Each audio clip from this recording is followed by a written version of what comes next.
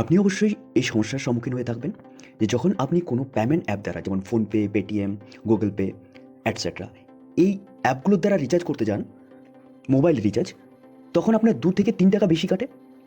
অতএব আজকের ভিডিও এই বিষয় নিয়ে যে আপনি এই 2-3 টাকা কীভাবে বাঁচাতে পারবেন।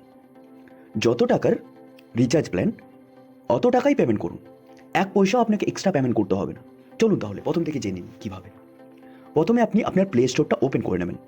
ওপেন করার পর আপনার যে কোম্পানির সিম কার্ড, যদি আপনার এয়ারটেলের সিম কার্ড হয়ে থাকে তাহলে এখানে এয়ারটেল লিখুন। এয়ারটেল লিখার পর সার্চ করুন বা এয়ারটেল অ্যাপ, এই যে এয়ারটেল থ্যাঙ্কস বলে অ্যাপটা রয়েছে সেটাকে ইনস্টল করুন। যদি আপনার জিও সিম কার্ড হয়ে থাকে তাহলে এখানে লিখুন মাই জিও। মাই জিও লিখার পর সার্চ করুন, এই যে অ্যাপটা এসছে এটাকে ইনস্টল করুন। যে কোম্পানির সিম কার্ড ওই কোম্পানির অ্যাপটা ইনস্টল করুন। জিও সিম কার্ড মাই জিও অ্যাপটা ওপেন করুন, জিও নাম্বারটা দ্বারা লগ ইন করে নিন। লগ ইন যখন করবেন আপনি, আপনার যে হোম পেজটা দেখাবে সেটা ঠিক এই ধরনের হবে, যেখানে আপনার পুরো নাম্বারের ডিটেলস দেখতে পাবেন আপনি।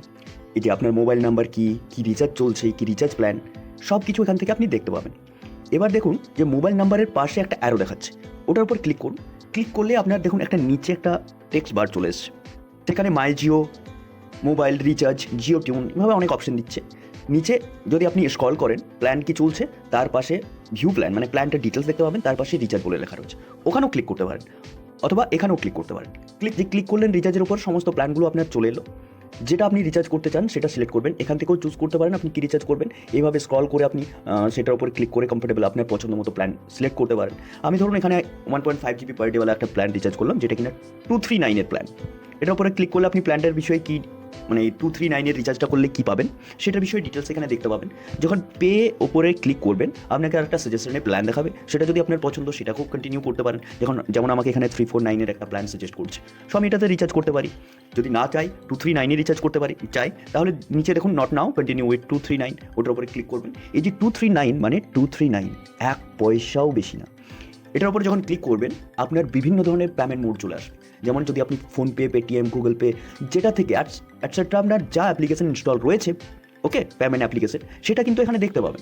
সেটা ছাড়া আপনি credit card, debit card, ATM যা কার্ড রয়েছে সেটার দ্বারা যা পেমেন্ট মোড রয়েছে সমস্ত পেমেন্ট মোড দ্বারা আপনি এখান থেকে রিচার্জ করতে পারবেন। এবং আবার আমি রিপিট করি, যে পেমেন্ট মোড দ্বারা এখানে আপনি রিচার্জ করেন না কিনা আপনার 239 মানে 239ই, 1 পয়সাও বেশি লাগবে না। সো এটাই ছিল আজকের এই ভিডিও। আপনার এয়ারটেল সিম কার্ড হলে সেমই প্রসেস, সেটা এয়ারটেল থ্যাঙ্কস অ্যাপটা দ্বারা ফ্লো করবেন। যত টাকার রিচার্জ প্ল্যান ওই টাকায় পেমেন্ট করতে হবে, 1 টাকাও বেশি না। সো আজকের ভিডিও এটাই। ভিডিও শেষে একটা ছোট্ট রিকোয়েস্ট, যদি ভিডিওটা ভালো লেগে থাকে তাহলে অবশ্যই একটা লাইক, কমেন্ট, সাবস্ক্রাইব করে পাশে থাকুন আরও এই ধরনের ভিডিও দেখার জন্য। ভালো থাকুন, সুস্থ থাকুন, ধন্যবাদ।